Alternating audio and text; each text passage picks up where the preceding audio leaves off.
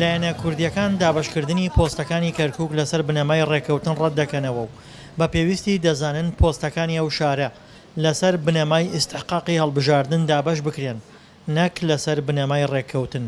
ئێمە تا ئێستا ڕازی نەبووینەوە ئەمانزانیوە ئەو پۆستانە بێ لەسەر ئیستحقاقی هەڵبژاردن مامەڵەی لەگەڵا بکرێن نەک لەگەڵ لەسەر ئەساسی 32/32. دابەشکردنی پۆستەکانی کەرکوک بە ڕێژەی 32% بەسەر پێکاتەکاندا خواستی لایەنە تورکمانیەکانی کەرکوکە کە لە دوایین هەڵبژاردننی پەرلەمانی عێراقدا لە کۆی 12 کورسی 3 کورسیان بردووەتەوە. بەرپرسانی تورکمانی بە ئاشکرا پشتگیری لە کەمپێنی دابەشکردنی پۆستە ئیداریەکانی کەرکوک بە یەکسانی بەسەر پێکاتەکاندا دەکەن و تەنانەت هەندێکیشان ژمارە 32یان لەسەر ئۆتۆمبیلەکانیان نووسیوە. مادام من بۆ خۆم 32 پێویستە برا کوردەکەشم هەر 32 بکەوێت و برا عەرەبەکەشم 32 بکەوێت بە پێکەوە بژین.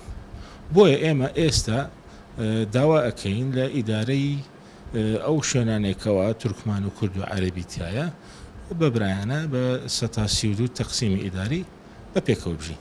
پێشنیاری دابەشکردنی پۆستەکان بە ڕێژەی 32% پێشنیارێکی کۆنە و تازە سەری هەڵداوەتەوە لە کاتێکدا بەرپرسانی یەکێتی کە خاوەن زۆربەی کورسیەکانی کەرکوکن لە هەڵبژاردنەکانی ڕابردوودا دژایەتی خۆیان بۆ ئەو پێشنیارە دووپات دەکەنەوە. ئێمە ئەوە ڕەفزەکەینەوە، ئێمە باوەڕمان بەوە ئیستحقاقی انتخابی چی بێ ئەوە بۆ میلەتەکەمان ڕەوابینی. تورکمانەکانی کەرکوک دەڵێن بە درێژایی مێژوو تا ساڵی 2003 عەرەب حکمی کەرکوکی کردووە و لە دوای ساڵی 2003شەوە بۆ ماوەی 14 ساڵ کورد حکومڕانی کەرکوک بووە، بۆیە داوا دەکەن دەرفەتی حکومڕانی بەوانیش بدرێت. دڵشادە نوارە، دەنگی ئەمریکا، کەرکوک.